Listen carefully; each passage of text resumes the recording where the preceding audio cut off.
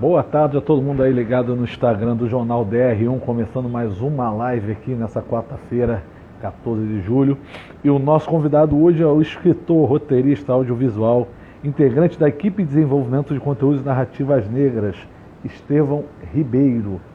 O Estevão, ele também participa conosco aqui, ele é colaborador do Jornal DR1 com as tirinhas e sempre a Retinta, a Renata Tinta, que é o personagem que ele criou, que para falar sobre o empoderamento negro, crítica social, enfim, o Estevão ele vai entrar aqui pelo perfil da Retinta, inclusive, e vai falar mais um pouco para a gente sobre o trabalho.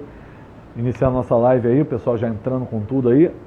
Quem quiser pode mandar pergunta aqui, que eu vou tentando ler tudo, chega muita coisa, mas tudo que for possível a gente consegue e tenta, né? Deixa eu fazer o convite aqui para o Estevão, através do Instagram, @RenataTinta, quem quiser seguir, que é o do perfil. Depois o Estevão passa o perfil oficial dele também.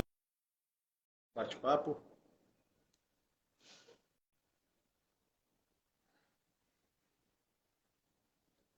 Aí, opa! Salve, tudo bem, gente? O cara aí tá me ouvindo? Tudo certo? Certinho, tranquilaço. Opa, tudo bom, Estevão? Um prazerzaço estar te recebendo aqui. A gente já se conheceu pessoalmente, inclusive, também.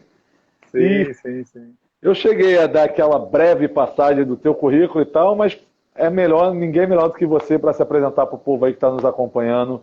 Quem é Estevão Ribeiro, qual é o trabalho? Quem é a Renata Tinta, que é o Instagram que a gente... Conta pra gente Tá. pouco, Estevão, você é bem-vindo. Falou. Ei, pessoal, boa tarde, tudo bem, gente? Primeiro, satisfação de estar por aqui. O Jornal Diário é minha casa já há algum tempo. Eu participo daqui com uma tirinha chamada Retinta, que é uma tirinha sobre empoderamento negro, sobre uma menina de 10 anos, em que ela fala sobre as questões que atravessam uma criança que nasce negra, né? Que é uma criança nascida negra. Antes disso, eu publicava aqui uma tirinha chamada Os Passarinhos, que é uma tirinha que foi publicada no Brasil, Nicarágua, Portugal, Peru. Então, ela é uma tirinha que lembra muito mais o esquema meio Calvin Haroldo, mas um estilo mais ou menos Snoopy, né? Então, é um material com um bom alcance, né? Tanto que vai muito para livros didáticos. Então, muita criança que vai nos eventos em que eu participo, geralmente elas me encontram e, eu já vi uma tirinha sua num livro didático, num livro de escola, tal. Então, é muito legal, é muito bom esse tipo de recepção. Eu E... sou à vontade. Não, pode continuar, tá se apresentando, eu já ia me Então, dar uma pergunta.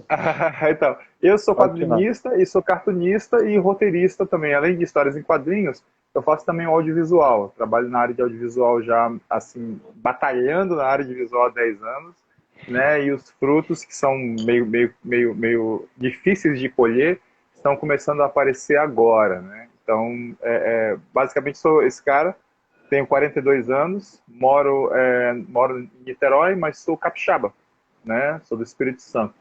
E saí de lá aos 28 anos, estou aqui já há 14 anos. E me conta um pouco, Estevão, antes de a gente entrar nos temas em si que envolvem suas tirinhas, seus livros, seu trabalho em si.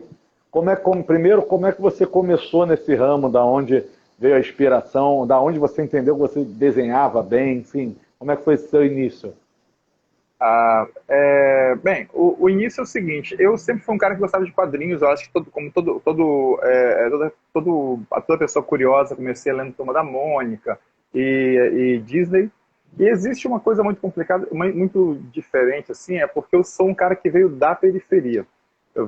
Sou um cara que veio primeiro não exatamente da periferia, mas eu morava na Ilha de Vitória, e desde pequeno eu tinha a influência dos meus irmãos que liam quadrinhos, liam Tex, liam gibi, Turma da Mônica, Marvel, né, X-Men, e eu pegava a rebarba deles, né, pegava Ah, tá. o que eles Então, é o mais novo, seguiam, né? né, assim, só as pornô que eles não deixavam, né. Mas aí a gente chegava e ficava com os quadrinhos todos e fui absorvendo aquela, aquela vontade de produzir aquilo. E aí, em um certo momento da minha vida, eu vi uma mensagem que o Maurício de Souza havia ganhado o troféu HQ Mix. Isso foi no ano de 1989, mais ou menos. Eu tinha 10 anos de idade. E eu falei, nossa, o quadrinho dá prêmio, né? As pessoas são reconhecidas também por fazer histórias em quadrinhos. E aí eu já morava já no município da Serra, numa área muito violenta, numa área muito pobre da Serra, morava num barraquinho mesmo assim. E eu falei bem assim, eu quero fazer quadrinhos. E era a coisa mais louca do mundo, porque é tão distante da realidade você morar no... Estamos falando de 1014, era de 2005, né? Em 2005, você Tu morar ainda morava dentro lá no Espírito Santo em 2005? morava no Espírito Santo. Na verdade, em 1995.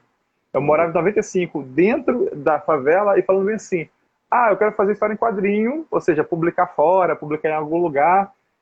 Isso, assim, tudo era em São Paulo, então não tinha como publicar coisas no lugar, então, por ali. E aí, um dia eu cheguei e fui entrar, fui eu fui numa gráfica, né? E a partir daí, primeiro o que aconteceu? Eu comecei, não, quero fazer quadrinhos. Então, quem é que faz quadrinho? Aqui ninguém faz quadrinho. Então, eu vi o pessoal do jornal. E eu comecei a pedir, poxa, deixa eu visitar o jornal. Aí eu fui conhecer os jornais, conheci os cartunistas, fiz grandes amigos, sabe, uma galera de jornal. E aí eu pude perceber alguns recortes, tipo, todo mundo era branco, que trabalhava em jornal assim, sabe, que tinha um Aham. certo privilégio naquilo. Mas aí eu conheci essa galera e eu fui parar na UFES como ouvinte dos cursos de arte. Então, aos 15 anos, eu estava dentro da Universidade Federal do Espírito Santo, aprendendo com artistas lá dentro, vendo as aulas como assistente, como ouvinte. E aí eu falei, eu quero fazer quadrinho, e quando eu comecei a produzir as minhas próprias histórias, eu encontrei uma gráfica que dizia bem assim, Tupinambá Gráfica e Editora. Aí eu falei, editora? Quer dizer que existem editoras? Eu não sabia que era só uma razão social, né? Eu pensava que Uhum. era uma editora de verdade, assim, que publicava coisas. E eu apareci com o meu material e falei, olha, tô aqui com esse quadrinho aqui, vamos publicar aqui, vocês vão ganhar muito dinheiro com isso. O cara falou, não, velho, você tem que pagar, a gente vai te publicar. Aí eu falei, como assim, cara? Eu tô trazendo pra vocês aqui o material que vocês vão publicar e vão ganhar dinheiro. Esse cara, não, a gente presta serviço, velho. O papel é feito em dólar, a tinta vem importada, a máquina é paga em leasing, né? Então, assim, é tudo muito caro. Aí eu falei, vocês estão mentindo, eu vou trabalhar na indústria gráfica para provar que vocês estão errados. Aí eu entrei numa gráfica para trabalhar. Aí quando eu fui para a gráfica, aí eu descobri que o papel era cotado em dólar, que a máquina custava $500.000 e era pago em leasing, e que as tintas eram importadas e não dava para poder fazer nada. E aí eu comecei a conhecer a indústria gráfica, comecei a ilustrar, comecei a entender do que se tratava, fazer economia de papel, fazer meus projetinhos do tamanho que dava para ter maior economia de papel. Então eu tive que ir para dentro da gráfica para entender como funcionavam os processos, e aí eu aprendi a mexer nos programas que me deram as condições de produzir meus materiais mais para frente. E aí eu passei mais ou menos uns 5 anos nesse rolê, né, de entender o que era quadrinho, procurar referências e tal. Quando chega aos 20 anos de idade, aos 21 anos de idade, nos anos 2000, eu publico tenho meu primeiro contrato com histórias em quadrinhos, que era para o jornal O Dia. E Ah, aí, que a partir legal. daí, o jornal O Dia, não, perdão, o primeiro contrato de quadrinhos é com o jornal Notícia Agora, lá no Espírito Santo. E aí, a partir daí, a gente, assim, mas o começo foi via quadrinhos dentro de uma periferia que era impossível sair e você falar assim, vou fazer quadrinho, e fui para uma gráfica e fui parar, depois de muito tempo, assim, no jornal O Dia, ou, perdão, no jornal Notícia Agora. E aí assim, me identifiquei com os trabalhos de dentro do jornal, e no Espírito Santo, como não tinham editoras, como tem aqui no Rio, como tem em São Paulo, eu acabei indo para a área editorial. Então fui trabalhar em jornais como diagramador, como cartunista, Uhum. até onde eu fiquei, assim, mais ou menos nesse tempo, fiquei uns 8 anos trabalhando dentro de jornais no Espírito Santo. E aí depois eu vim para cá. Ah, E aí é um outro entendi. rolê. E tu falou que aí tu começou a ler e tal, mas o talento para desenhar, né? Porque também não é qualquer um que. Você pode ter ideia, mas não é qualquer um que sabe desenhar também, não adianta, né? Eu não consigo, por exemplo. Quando você percebeu isso e que você poderia trabalhar com quadrinhos? Então, curioso que ontem eu estava falando exatamente sobre isso no perfil da Retinta, pessoal, que tá linkado aqui. Sim, Eu sim. falei ontem exatamente sobre essas coisas. A mínima, é claro que existe uma predisposição. Às vezes você tem um talento para ilustrar o material, coisa assim, só que existem coisas que você é melhor, outras coisas que você adquire com técnica. Então, assim, do mesmo jeito que você aprende a mexer em ferramentas de internet, aprende a ser bom em pesquisas, em skills, você adquire skills aqui, Uhum. ilustração também é isso. Ah, é só Sim. você fazer um ó com copo. Aí o cara chega e pega diversos copos de diversos tamanhos e faz diversos Os e transforma aquilo numa obra de arte. O lance é que, aliás, desculpem o pessoal que vão ouvir de vez em quando interferência de carro, é que eu moro de frente para a rua, gente, então Ah, não, vai ser tranquilo. essa loucura.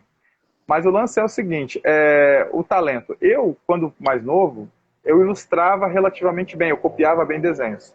Só que aí eu percebi que o meu talento melhor era para escrever histórias. Então, mais ou menos por 10 anos, eu passei um tempo desenhando escrevendo histórias para quem desenhava. Porque assim eu aproveitava o melhor de mim, que era o quê? Criar as minhas histórias, enquanto aproveitava o melhor da outra pessoa, que era desenhar. Só que isso, às vezes, me causou algum tipo de problema. Por exemplo, eu, por causa da minha educação, por causa do ambiente que eu vivi, eu saí da Aham. escola aos 14 anos de idade. Eu saí da Ah, escola assim, eu vou ser artista mesmo, então não preciso ir para a escola. É essa cabeça. E minha mãe, que cuidou de 6 filhos, tem uma cabeça diferente, falou, olha, tu vai, tua conta, etc. E aí, então, quando eu finalmente consegui um espaço no jornal para trabalhar, eles falaram assim, olha, precisa de segundo grau completo. Eu falei, eu não tenho. E aí eu tive que ficar refém do artista que desenhava comigo. Então o cara ficou como dono do contrato e eu, que sou o autor, o cara que criava os personagens, fiquei meio como um cara que dependia dele receber para me pagar, etc, coisa assim. E nossa. isso foi uma situação que me fez voltar para a escola. Então eu voltei para a escola depois de burro velho para poder ganhar, poder ter essa, digamos, independência. Mas, e assim, o lance é que eu escrevia, eu não tinha uma educação formal, mas eu tinha uma leitura e exercia a minha criatividade através de leitura de manuais de como escrever quadrinhos, sobre roteiro, tal. Então eu estudava muito sobre isso e tinha um vocabulário grande por causa da leitura. Então eu conseguia fazer com que as minhas histórias saíssem de uma forma bacana, funcionasse. Mas eu fui refém muito tempo dessa parte de depender dos outros. E aí veio então uma solução que foi o quê? Eu começar a ilustrar as minhas próprias histórias. E aí eu tive que aceitar as minhas limitações como ilustrador. Então, Ah, exemplo, eu entendi. sei que eu não desenho bem como grandes artistas que a gente conhece por aí, Roger Cruz, o próprio a, eu tenho o Lucas Marques, sabe? Uma galera que eu acompanho, assim, eles são pessoas que trabalham com ilustração muito bem. Eu faço as minhas histórias de acordo com as minhas ilustrações. Então, a Retinta é uma personagemzinha feita quase de boneco de pauzinho, mas Sim. tento fazer uma coisinha minimamente graciosa para isso. Mas o legal também do a própria Retinta, que é a que eu mais conheço, obviamente, porque está sempre aqui no aham, jornal, tem o cenário em torno também, né? Um jogo de sim, cores. não, exato, exato. É um tipo assim, porque na verdade também o mais importante da retinta, apesar de a gente ter uma ilustração lúdica para que ela tenha um- uma comunicação com todas as idades, é também um lance de cores, né? Muitas Sim. cores, né? O desenho sem contorno deixa ele mais suave também. Então faz com que que a personagem seja mais convidativa até mesmo para o diálogo. Então os meus Uhum. textos chamam a atenção dos professores e a arte chama a atenção das crianças. Então a gente faz uma amálgama disso aí. Entendi. E É essa isso. ideia, partindo agora um pouco para o pessoal conhecer até melhor, vamos primeiro, vamos para o Patos então, para a gente esmiuçar bem o teu trabalho, né? Tu falou que começou com os pássaros, né? Como é que era Uhum. esse? E depois a gente emenda da retinta direto. Como é que era esse Isso. trabalho? De onde veio a ideia? Qual era o foco dele? Não, aqui no jornal eu trabalhei com duas tirinhas. Os Passarinhos é uma tirinha que eu publico já há 10 anos, né? E ela é esse formatinho aqui, gente. Tá vendo aqui? Então, Sim. essa tirinha aqui, ela tem esse o Hector e Afonso, eles têm Uhum. essa carinha fofinha aqui. Essa aqui é uma compilação de diversas histórias deles, né? Então, vocês podem ver, ó, que o traço é muito bonitinho, mas começou bem tosco, começou assim, ó. E todo desenhado no computador. Aham. No Paint Ó, mesmo? não, ele é feito no Photoshop. né? Photoshop? Mas assim, no Photoshop. Então você pode ver que eles ganharam até um pouquinho mais de cara depois, né? Eram assim, né? Uhum. E aí ficaram desse jeito aqui. Então eu também cresci junto com o material. E aí depois desse material, mas assim, paralelo a isso, é bom saber o seguinte, que paralelo a isso eu fiz uma série de histórias em quadrinhos e publiquei 3 livros, né? Assim, o conteúdo que eu tenho publicado até hoje, de vendas, assim, eles reunidos são mais ou menos 150 mil exemplares. Entre vendas para o governo, entre materiais de quadrinhos, materiais para... Já escrevi roteiros para o Ministério Público do Trabalho, mas materiais autorais em que eu ilustro mesmo assim são os passarinhos, né, que é esse aqui, e a retinta, que é essa tirinha aqui. Né, esse material aqui, que também tá de visual novo, né, mas assim, ela tem essa pegada que você pode ver que é bem diferente, né, as cores, a forma gráfica de trabalhar, né, aqui os personagens. E eles têm uma coisa bacana com relação a, assim, os passarinhos, eles têm uma brincadeira que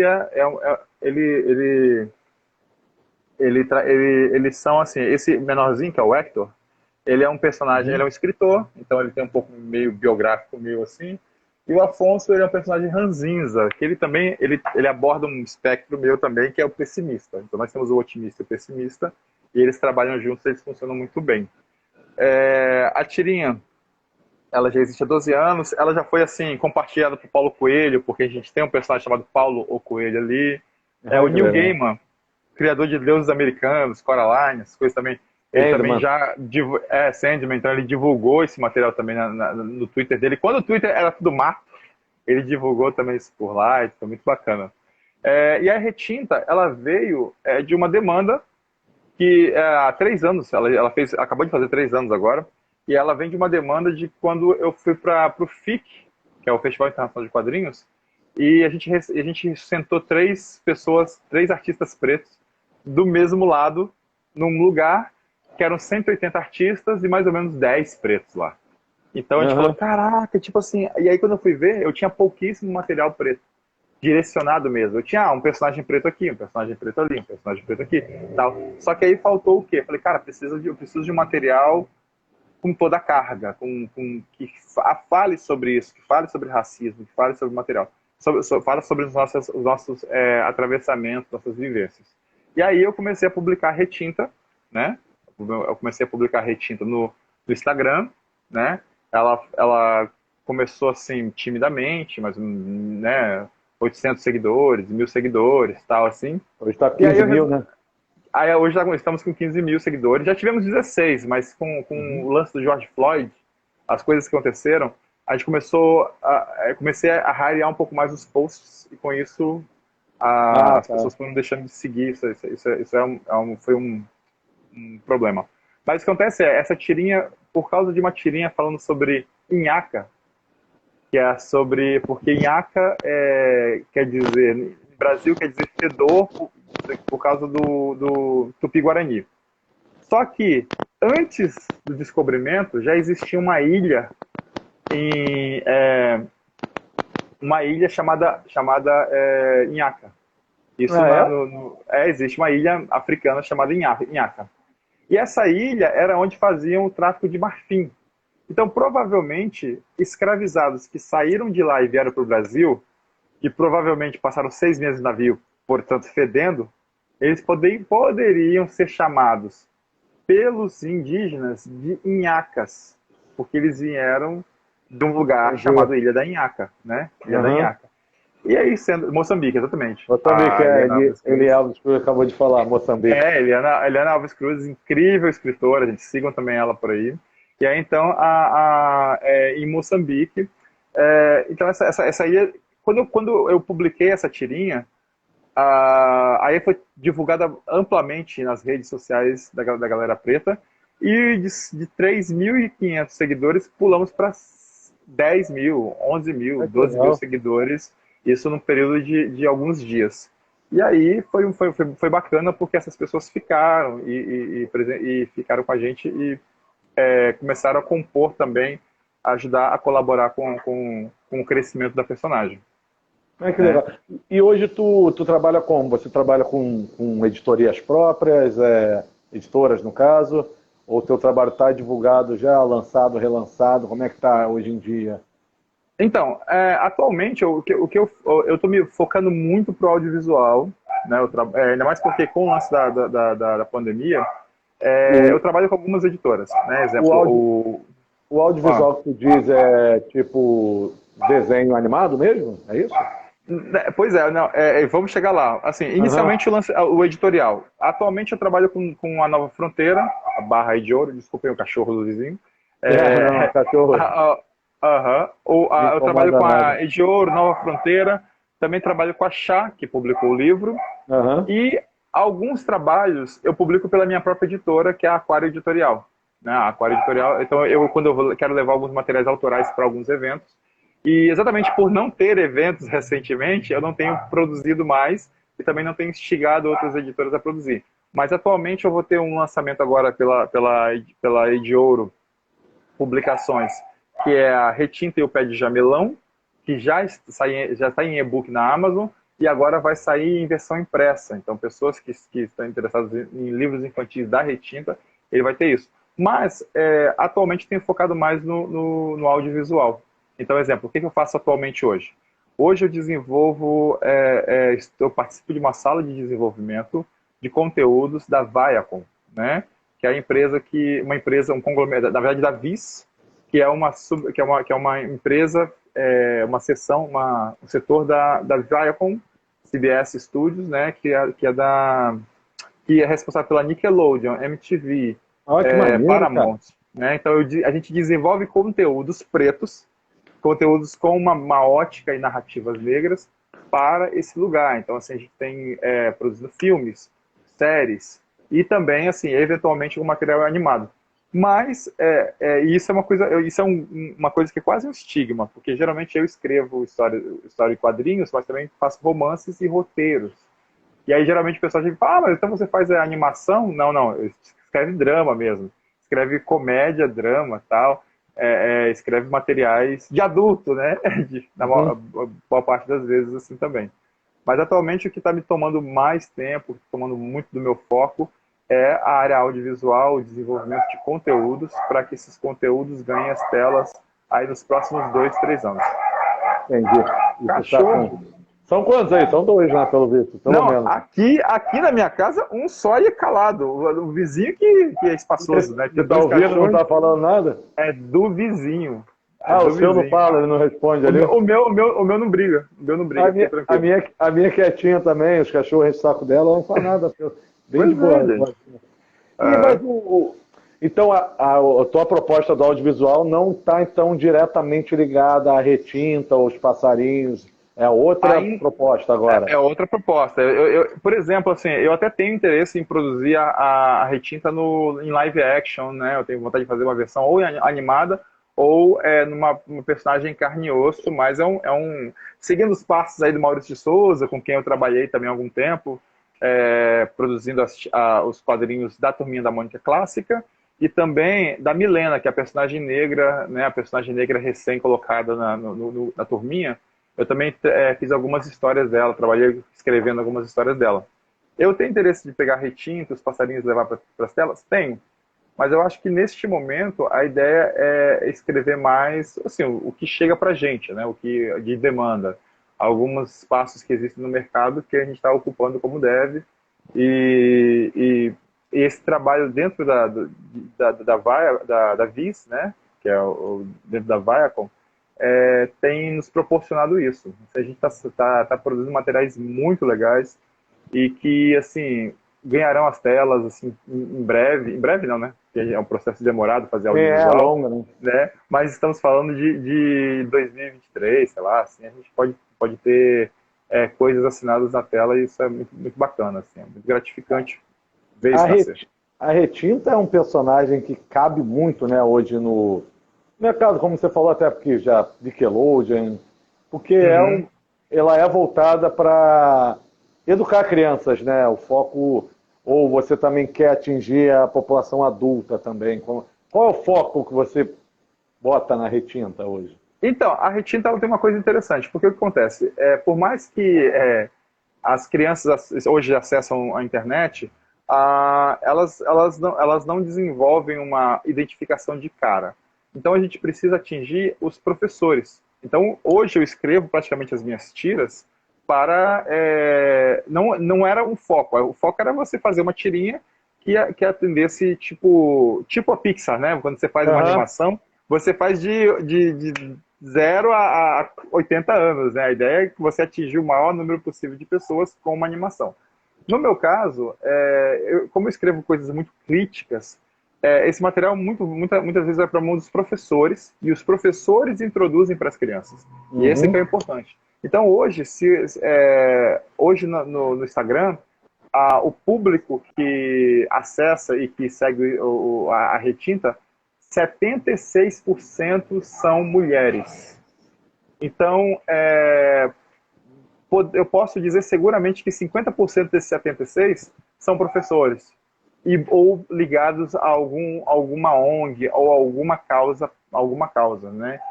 Então, assim, nós temos muitas pessoas que fazem por onde, que levam a Retinta para frente e que levam para salas de aula, e isso é um movimento muito bacana.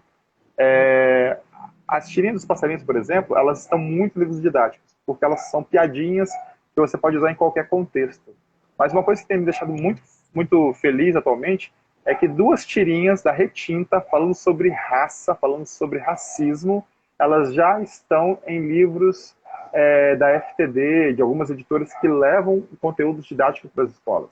Então é uma vitória você chegar e romper essa bolha de contar só uma piadinha, e essa piada ser usada em matemática, ser usada em português, etc. E agora você usar materiais em questões étnicas, raciais. Então, tem sido bacana ver essas 2 tirinhas, que ainda é um movimento pequeno, mas que é inspirador para mim. Mas você já conseguiu que ela seja implementada em algum curso, escola, enfim? Ou geralmente são professoras que gostam do seu trabalho e acabam levando para a sala de aula? Então, esse primeiro movimento já acontece desde que a tirinha nasceu. Os professores vão, por exemplo, eu fui a uma escola em Santo André, né, em São Paulo, onde 3 turmas reproduziram tiras da Retinta à mão, refizeram tiras, então eles fizeram uma exposição imensa. Inclusive, também quem quiser procurar pelo feed, está bem lá embaixo, mas todas as ilustrações estão lá, exatamente, todas as ilustrações estão lá, maravilhosas, lindas. E atualmente a gente tem 2 tirinhas só dentro de livros didáticos implementados por alguma editora. Essas editoras vendem para algumas escolas, né? Então geralmente essas tirinhas estão dentro de um material didático de alguma editora. Isso é um ponto. O outro ponto é que a gente quer levar, obviamente, os quadrinhos para as livrarias e bibliotecas das escolas. Os Passarinhos, a primeira edição, ela teve isso em 2010, 29 mil exemplares colocados em bibliotecas públicas de escola. Então, assim, os Passarinhos já estão nesse lugar, já fazem parte do acervo das escolas do Brasil. Já a Retinta, agora a gente precisa que ela chegue também a esse ponto para poder a gente ter um pouco mais de representatividade. Não, assim, a gente já tem representatividade, temos livros pretos sendo comprados em algumas situações, mas eu ainda espero também que a Retinta também tenha sua participação nesses lugares também. E como é que você tira a ideia, a criatividade para escrever? Porque o foco é falar sobre um problema que é hoje mundial, né? Que é geralmente o racismo, seja doloso ou culposo, vamos botar nesses termos. Mas como é que você cria situações cotidianas ali para criar tiras mesmo, né? Assim, o racismo culposo é a primeira vez que eu ouço isso, cara. Que eu fiquei meio confuso assim. Aquele racismo que o pessoal fala foi sem querer, né? Do cara velho, exatamente, que a pessoa não entende o que está cometendo, né? É isso que eu quis dizer, né? Que me faltou uma palavra para isso, né? Não sei como é que fala. Tudo bem. O que chama, né? O que eles atualmente chamam de racismo culposo pode ser interpretado como racismo estrutural. Estrutural, isso, me faltou a palavra. Exatamente isso. Mas mesmo assim, a gente está querendo brigar também com esse lance também de racismo estrutural, porque isso isenta a pessoa que faz o racismo. A pessoa, né? Porque tem uma coisa, a pessoa fala assim, fui racista, né? Eu fui racista e a pessoa se corrige, ok, né? A pessoa, né, ela não, por desconhecimento usar um termo racista, ela aprende e vai num PEC mais. Sim, vai Mas se ela, aprendendo. exatamente. Mas aí o que acontece? A munição, exemplo, é isso que você falou pra mim, isso vai virar tira, velho. Falar racismo culposo é ótimo para fazer uma tira, entendeu? Quando se fala de racismo, o negócio vem assim, ó, vem rapidinho, porque a Porque cada palavra. faltou o estrutural para mim. Eu estava tentando lembrar a palavra, veio culposo da minha cabeça. Mas eu achei ótimo, já vai virar tira, entendeu? Mas o lance é o seguinte: o racismo, o problema também da tirinha, da retinta, é que às vezes, assim, sabe aquela coisa de eu perco o amigo, mas não perco a piada? Sim. No caso da retinta, eu perco a piada, mas não perco a mensagem.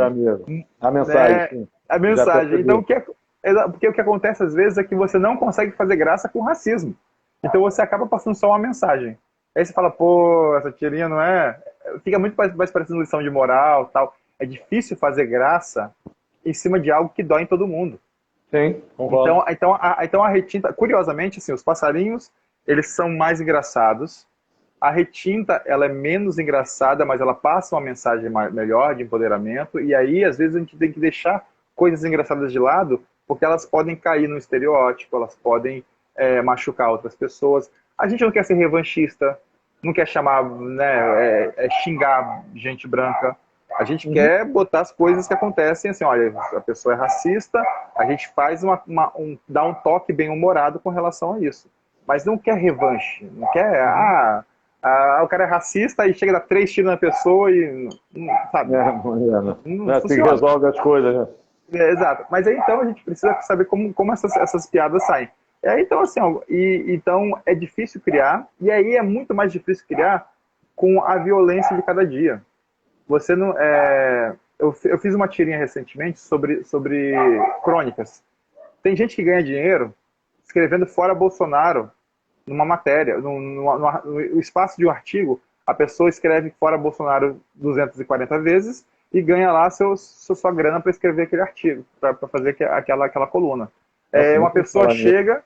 Não, um humorista estava assinando para o jornal e colocou só o fora Bolsonaro nesse lugar. E eu acho que assim, outra coisa, em tempo, fora Bolsonaro, mas gastar um espaço para dizer cento e poucas vezes não é legal. Mas voltando aqui, o lance é que nós pretos, quando ocupamos um lugar como este, a gente obrigatoriamente tem que escrever uma mensagem. A gente tem que passar alguma coisa. Vai falar sobre atravessamento. Eu não posso contar uma história bem humorada aqui, nesse espaço, que às vezes o cara ganha, sei lá, 1.000 conto para fazer por semana para poder escrever uma coluna. Eu não posso falar sobre minha tarde no Rio de Janeiro, enquanto eu vi a mulher passar, fumando meu cigarro, não sei o que, não sei o que. Eu não posso contar essa história. Eu tenho que contar sobre a indignação da mãe preta que viu o filho morrer na favela, porque eu não posso, esse espaço é muito caro para mim. Eu não posso fazer isso. E aí, então, eu coloquei a tirinha sobre isso. Eu falei, pai, por que a Retita falando pro pai, que é jornalista, e fala bem assim, pai, por que você não escreve aquelas histórias engraçadas como a galera faz? Ah, filho, crônica? Crônica é coisa de gente branca. Pai, porque ele estava fazendo uma matéria sobre como um universitário periférico demora 2 horas para chegar até a escola e como isso atrapalha a sua educação. Ou seja, o cara que, né? Então assim, o cara ele estava escrevendo essa matéria sobre um cara que vem da Zona Oeste e demora 2 horas para chegar na faculdade e como isso ele tem que ficar em pé de igualdade com uma pessoa que mora ali perto, que vem de Uber, tal, não sei o quê, e estuda a mesma coisa. Aí eu falo assim, pai, por que você está escrevendo sobre isso e não sobre a história de um cara que está na rua passeando pela lagoa e aí passa por uma coisa bem humorada? Porque é difícil você ser engraçado pensando que existem pessoas que demoram 2 horas para chegar numa faculdade. Entendeu? Você conseguir achar um toque de humor num negócio desse. Né? Exato, né? Ou você conseguir pensar em outra coisa se não denunciar isso. Quando, exemplo, eu estou aqui usando aqui nosso espaço, ao invés da gente estar falando sobre as curiosidades de quadrinhos ou sobre como eu escrevo as minhas histórias, etc., eu estou falando sobre a dificuldade de uma pessoa que demora 2 horas para chegar até o lugar. entendeu? Eu estou usando o meu espaço para denunciar isso. Então, é isso que a gente, infelizmente, e ao mesmo tempo felizmente, tem que fazer. A gente ocupa os espaços, passa mensagens, explica e fala, gente, ó, a gente está aqui, a gente tem uma vida diferente de vocês, e isso devido ao racismo, isso devido à escravidão, isso devido à perpetuação de muitos vícios, mas a gente está aqui e continua brigando com relação a isso, e de vez em quando der, quando puder, a gente entretém vocês de vez em quando. Entretém a gente também. E no teus quadrinhos da Retinta, teve alguma história assim que você mesmo tenha vivido, que você tenha sentido esse racismo com você, que você falou, preciso denunciar isso que aconteceu, e o teu espaço imenso é a Retinta, né? Exato. O que acontece? A Retinta, apesar de ser uma menina preta, etc., pequena coisa assim, ela traz muitas coisas do que eu vivi, Imaginei. muitas coisas do que eu vejo as outras pessoas vivendo, né? Coisas que a minha irmã viveu, coisas que e também essa coisa de que e é uma coisa também que eu estou redescobrindo, porque a época que eu vivi essas coisas, eu não era considerado preto. Eu morava no Espírito Santo. Vocês acham que isso aqui é racista pra caramba? O Espírito Santo é um dos estados mais racistas do país. Essa é a impressão que eu tenho. É porque o que acontece? Você viveu, né? Você viveu, né? Você sentiu, né? Exatamente. Então, assim, eu acho que para qualquer preto, o lugar que ele está é o pior.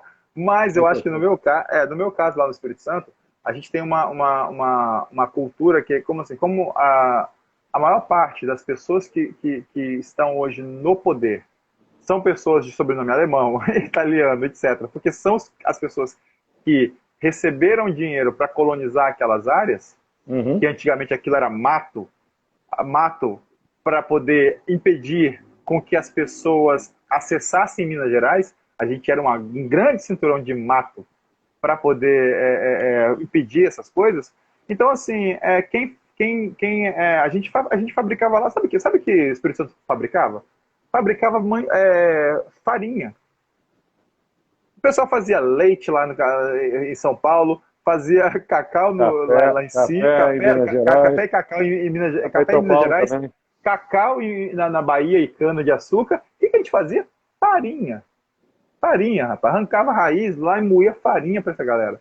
Então, quer dizer, a gente foi muito pobre por muito tempo. Então, quem foi para lá e quem mandou a letra mesmo, foram os italianos, os pomeranos, galera que saiu e que teve todos os aparatos para poder ficar lá. Então você vai ver uma empresa Jacomim, Pedala Bernardina, todos os grandes CNPJs do Espírito Santo são de nomes, não são de nomes portugueses. Não é Silvio e também não é Silvio Santos, não é, sabe? É de Gianecchini e outra coisa para cima, entendeu? Não é assim, isso acontece. Ainda mais lugares provincianos como é o Espírito Santo, infelizmente, acontece esse tipo de coisa. E aí o embranquecimento faz com que eu, um cara dessa cor, minha mãe fale bem assim comigo desde a infância: você não é preto, você é moreno. E aí você chega aos 14 anos e sai para poder. Aí você sai para fazer qualquer coisa na rua. Tu faz uma merda, porque adolescente faz merda, o cara fala assim: ó lá o preto fazendo merda. Aí você fala: preto? Como assim preto? Minha mãe falou até hoje que eu era moreno. E aí tu descobre que tu vive num lugar extremamente racista, onde sua própria família diz que você não é preto, e você não não perde sua identidade no meio desse caminho. E aí então o que acontece com a Retinta? A Retinta, ela é uma volta a isso também. Ela é uma celebração da minha ancestralidade perdida, né? Assim, porque apesar de ser um cara misturado de branco, indígena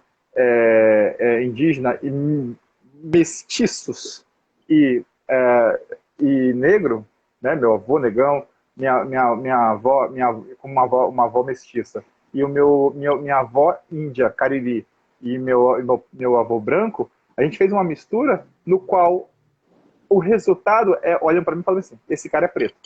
Não adianta você ter sangue indígena, ser sangue branco, eles olham para você e tratam que você é preto.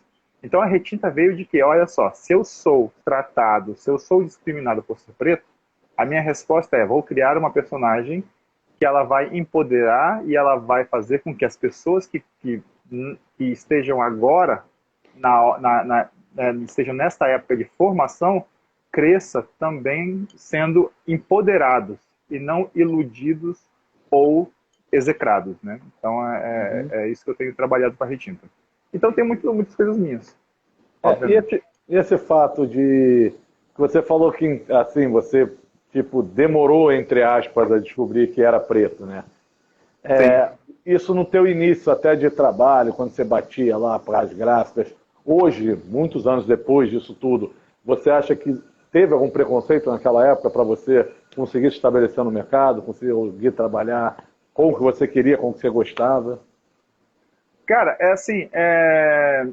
no meio assim, nas redações era difícil você encontrar pessoas negras, assim, uma coisa que eu sempre trabalhei, nas redações de Vitória lá, eu sempre tive umas pessoas que me ajudaram muito, e eu não senti tanto este racismo, que ele existe, ele tá em todos os lugares ali, mas eu não senti muito em mim, mas eu senti na estrutura. Por exemplo, na redação do jornal, Notícia Agora, quando eu ia entregar os materiais lá, eu era o único negro e a editora do caderno de variedades era a única negra na redação. Assim, na redação, mas o motorista era negro, um dos o pessoal que embalava, que dobrava os jornais eram negros. Então, assim, a gente tinha essas pessoas. No arquivo tinha uma pessoa negra, mas essas pessoas elas estavam espalhadas ali. Mas o que chamamos de filé, que seria a editoria de esportes, a editoria de não sei o que, tal, eram todas pessoas brancas, né? Pessoas brancas. Na redação da Tribuna, eu trabalhava na área de artes. Então eu era o único cara negro, o cara do Photoshop era o único cara negro, são pessoas que estavam lá pelas suas técnicas, né? Pelo trabalho que o pessoal poderia até considerar como dom, mas a gente estava lá, né, ocupava esses espaços. O diagramador era negro, mas os jornalistas, a maior parte, eram pessoas brancas ou pessoas mestiças que não se viam como negras. Também tem isso. Pessoas que te chamavam, riam de você por você ser negro e sem perceber a sua ancestralidade, né? Então, assim, na redação do jornal O Dia também tinha um pouco disso, de você olhar assim e você olhar os espaços técnicos, o motorista, o fotógrafo, né? Uma coisa assim, mais técnicos, essas pessoas tinham uma ou outra pessoa negra, mas o editor-chefe, os repórteres, etc., eram pessoas brancas. Isso foi uma ilustração que atravessou o meu período de redação até 2013. Né? Eu comecei em redações em 2000, então até 2013 foi o desenho que eu vi até hoje. Né? Foi o desenho que eu vi. Hoje, algumas pessoas falaram assim para mim. Teve uma pessoa que, quando eu expliquei isso na tirinha da Retinta, ela falou: Estevão, hoje por aqui, os autores, 10 anos depois, não, mas aqui hoje são quase 40%. Podemos dizer seguramente que 40% da redação é negra. Eu falei, depois de 10 anos de política de cotas, você queria o quê, né? Tipo assim, né? Finalmente, algum tipo de... E era menos da metade das pessoas. Então, ainda não representa a porcentagem da população, que é mais de 50% de negros, né? Então, a redação ainda não é um espaço, digamos que não é para dizer justo, mas ele não corresponde à realidade da população brasileira. E aí você também tem, por causa disso, nós temos fatos distorcidos, nós temos manchetes distorcidas, nós temos pessoas pretas sendo chamadas de traficantes e o filho de juiz é chamado de suspeito. Você tem um fulano que é morto como traficante e o outro lá como estudante. É verdade. Que trafica, entendeu? Então você tem toda uma linguagem. A pior que eu vi, cara, essa vale citar, foi há pouco tempo atrás, na Zona Sul, um rapaz foi preso que vendia droga, que eles chamaram de... Nem lembro qual foi o veículo, inclusive. Traficante. Né? O rapaz que foi preso se chama traficante, mas volta. Mas foi chamado de delivery de drogas. Delivery de drogas, nossa, cara. De drogas. Essa eu nunca esqueci, delivery de drogas. Pois é, eufemismo para traficante, entendeu? Traficante, né? Mas então acontece muito disso. Então, assim, isso para mim está na própria formação, né? Você chegar se fosse uma pessoa preta escrevendo uma manchete dessa, Porque geralmente quem escreve as manchetes são os editores, os editores-chefes, os redatores, não, que escrevem as manchetes. Ele vai dizer para esse cara aqui não é traficante, não é feed, né? Não é estudante. Né? Então, essas realidades que a gente tenta mudar e trazer para toda a discussão que a gente está. Perfeito. Estevão, nosso tempo aqui já, como eu disse, vai voando, né? Já foram quase 50 minutos. Nossa live assim, velho? Eu não falei nada. A nossa live tem média, vai passando, a gente nem percebe o tempo, eu também não tinha percebido. Para a gente encerrar aqui também, até para não tomar mais muito o teu tempo aí, à vontade, passa para a gente aí como é que o pessoal faz para encontrar o teu trabalho, hoje onde eu posso encontrar um livro. Você deixou aqui na redação aquela vez esse exemplar da Retinta, né? Onde o pessoal pode estar encontrando o seu trabalho hoje, além das redes sociais, obviamente. Então, a Retinta ela está na Editora Chá, né? Você procura @editora Chá, SHA. Ele é o livro exclusivo deles, né? Você consegue entrar por lá. Já os passarinhos você consegue encontrar na Comics Bookshop, você consegue encontrar todas as edições lá. E esse aqui, que é o meu lançamento, ó, Dia do Rock foi ontem, aqui, ó, Dia Nacional do Rock. Esse aqui, cara, o pessoal vai... Não sei se o pessoal vai saber, mas isso aqui é o seguinte. Robert Johnson, que é um grande cantor de blues, o rei do blues do Delta, ele é conhecido como o cara que inaugurou o Clube dos 27, foi o primeiro artista documentado a morrer com 27 anos, e acreditam que ele tinha um pacto com o demo, né? Por isso ele cantava isso em suas músicas. Este aqui é um material especial pela editora Script, e olha só que legal que ele é, ó. Ele é como se fosse um disco. É tipo um vinil, né? Tipo um vinil. Exatamente. Então isso aqui, ó, e aí o quadrinho tá aqui, o roteiro é meu, a arte de Rob Saint, tá vendo aqui, ó? E essa aqui conta a história. E nesse material eu faço o seguinte, eu conto a biografia de Robert Johnson e faço uma ficção com os momentos finais da vida dele, né? Porque ele morreu, né, aos 27 anos, então a gente coloca como é que poderia ter sido a morte dele aos 27 anos. O legal desse material é que quando tem algumas coisas sobrenaturais, olha só, ele tem cores em azul para lembrar o blues, né? Então ele fala sobre o Clube dos 27. Então é um material muito bacana. Foi um dos materiais mais legais que eu escrevi. É sobre um personagem preto, sobre representatividade. Se você gosta de rock, você tem que saber que esse foi um dos caras que iniciou esse movimento, assim, né? E hoje, assim, muitas das músicas que vocês ouvem ou tem a base deles, ou são músicas que gravaram dele também, entendeu? Ele gravou 57 composições apenas, mas muitas dessas músicas estão por aí na boca do Rolling Stones, né, e diversas bandas, entendeu? Então, assim, procurem isso pela editora Script, né? Esse já foi lançado? Foi lançado hoje ou ontem? Ele foi lançado já há alguns dias. Disponível para encomenda, já era. Esse aqui já tá para encomendar, já pode encomendar tanto pela Amazon, quanto diretamente pelo site da editora ou por algumas lojas que eu estou divulgando, tá bom? Só acompanhar os meus perfis. Todos os seus livros têm quadrinho, né? Não, assim, eu tenho 2 romances de terror, tem um autobiográfico. Sim, eu tenho um chamado... Publicados, Enquanto Ele Estava Morto, é um livro autobiográfico, que eu lancei em 2009. Eu tenho um livro chamado A Corrente, que você consegue ver ele pelo Kindle, né? Facinho, só baixar, você consegue ver. A Corrente é um livro sobre um rapaz que manda uma mensagem para 7 pessoas, achando que é uma brincadeira. Ele repassa uma mensagem de uma mulher chamada Bruna, e depois essas pessoas começam a aparecer mortas em sua caixa postal. Eita! Essa é a primeira história. E a segunda história se chama Rua M, que saiu pela editora Cartola, procuram lá. Rua M é o seguinte, é sobre um casal que está saindo de Vitória para ir para Domingos Martins, param num bar, dizem que vão visitar a casa que eles ganharam, e o cara começa a contar histórias de terror sobre a casa. Falando, não vai para lá porque já morreu uma pessoa lá, já morreu outra pessoa, e ele começa a contar uma série de histórias que acontecem na casa. Então é um chamado romance fix-up. Cada capítulo é uma historinha, é um conto sobre o que aconteceu na casa. É um material muito bom chamado Rua M, Rua M 58.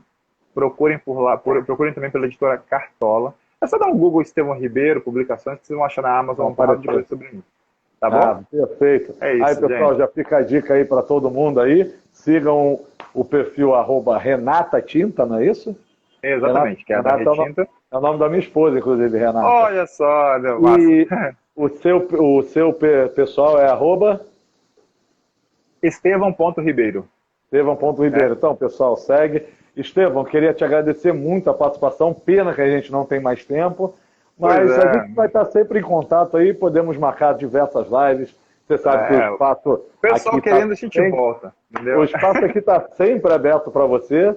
Toda semana aí, quem acompanha também o nosso jornal DR1 tem sempre uma tirinha do Estevão. Geralmente são 3 quadrinhos, as tiras, 5 quadrinhos. 5 quadrinhos. Chega a 5, né? Chega a 5. Então, acompanha aí sempre. Estevão, foi um prazer imenso estar falando com você aqui. A gente já tinha conversado muito da outra vez, né? Mas agora para todo mundo. E quando quiser, o espaço está aberto e dá uma visitada aqui na redação para falar com a gente. Obrigado. Falou, gente. Até mais. Cuide-se, vacinem, usem máscara. Não deem vacilo aqui agora que a gente está na reta final, a gente vai acabar com essa coisa. É a hora mesmo. Tá bom, gente? Fico conselho para todo mundo. Forte abraço, Estevão. Fica com Deus. Um abraço, pessoal. Até a nossa próxima live. Tchau, tchau.